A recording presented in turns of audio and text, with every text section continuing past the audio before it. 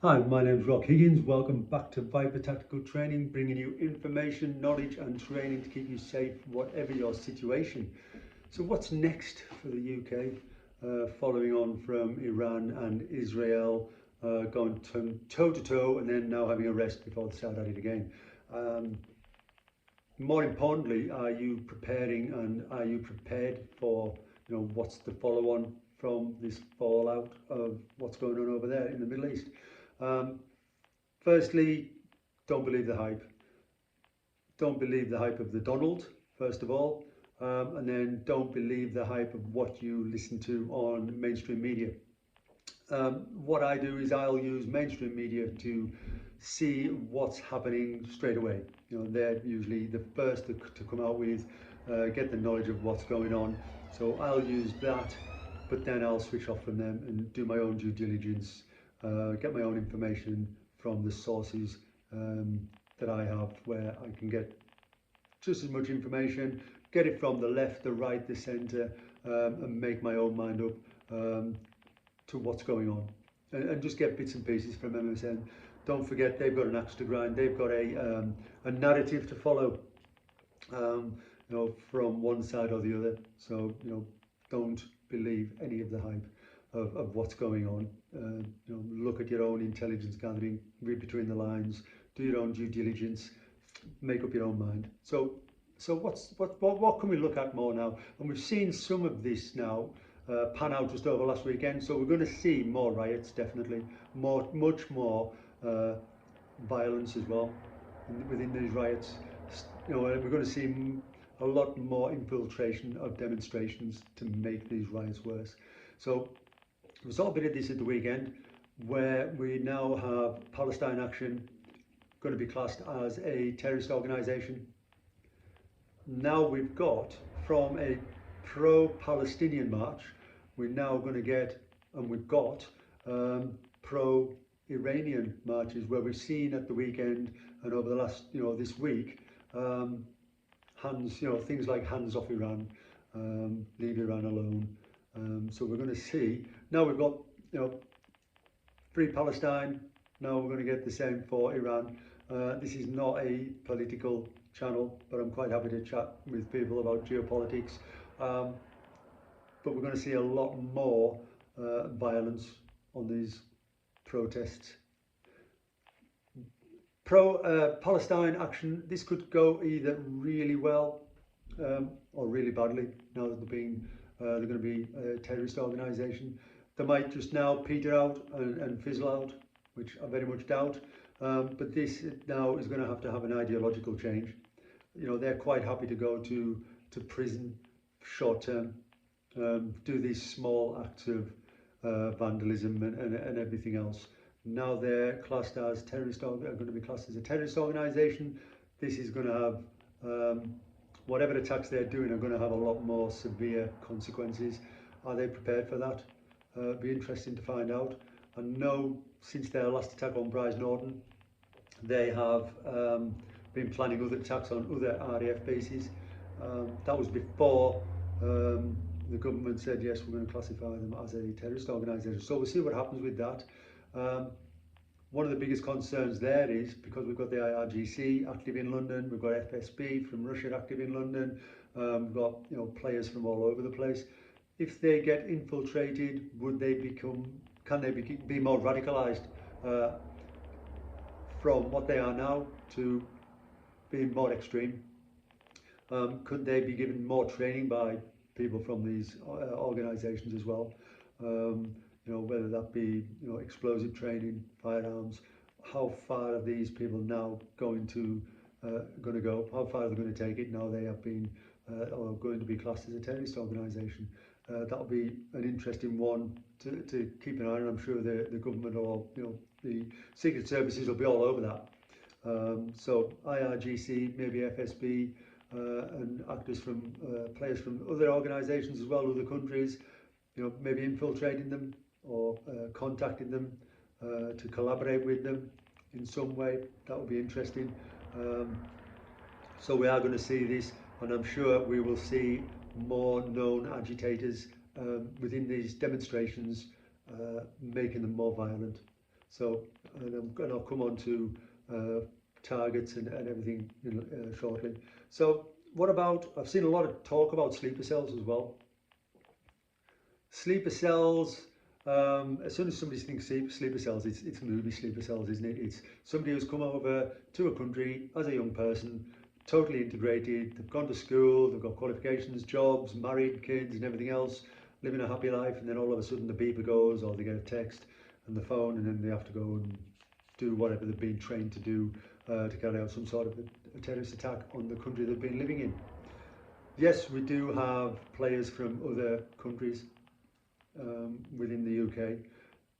Where I'm looking at, and my concern about sleeper cells are from the illegal immigrants that's coming over on the small boats. And as we've seen recently, especially over in the last few weeks to months, these illegal immigrants coming over with weapons, specifically firearms. And that is where my concern lies, where we've got sleeper cells. Not so much as individuals that have been here a long time, or groups of individuals that have been here a long time, that know each other, that will come together to have a terrorist attack, but people who are coming over now illegally, disappearing into the ether, bringing these firearms across with them. And we're seeing lots of seizures of firearms, but if we're seizing firearms and people are bringing them in, how many are getting through? We've got people bringing them in single weapons, chopping them down, hiding them in vehicles to multiple weapons as well. So there are lots getting through, but even though the police and everybody else are doing a really good job of catching them and confiscating weapons where they are finding them. But that is a big concern, because we are going to be getting Palestinian, Iranian, Afghan, Iraqi, Syrian, all these people coming in from war-torn countries, combat experience, and that is where I'm looking at the sleeper cells. People coming in, contacting people in positions of power from who are Islamists, and they're just disappearing. We don't know who they are, just disappearing into ether until they are called on to do an attack. We will see a continued low-level attack as well. Knives, vehicles as weapons. We're going to continue. That will not stop. We'll see a continuous effect of that across the UK. We're going to see a lot more high tech though, and I'm going to do a video, not the next video but the one after that, about chemical and biological weapons, and the training now that's been the terrorists have been able to give in their own countries before they come over here. Even though I'm sure you're aware, we've had one Islamic PhD student trying to weaponize a drone to release chemicals as an aerosol in the UK. We're going to see a lot more high-tech drone usage, IEDs again, and I'm going to come on to why we've not seen these when I do this video, especially just normal IEDs, explosives.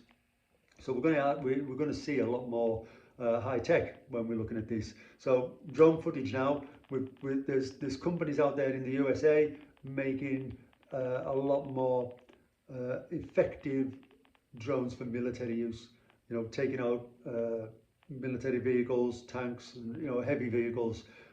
We are going to see drones used. If they're trying to make chemicals be released by drones, it's going to be a lot easier for them to strap some explosive to drones and target police stations, hospitals, police cars, ambulances, things like that, government buildings, council buildings, not mosques, synagogues. So we're going to see drones used a lot more.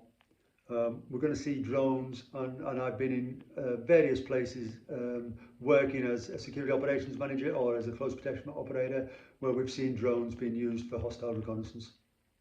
So drones are going to be a lot more in the limelight as we're going forward, especially when we're looking at explosives, biological and chemical weapons.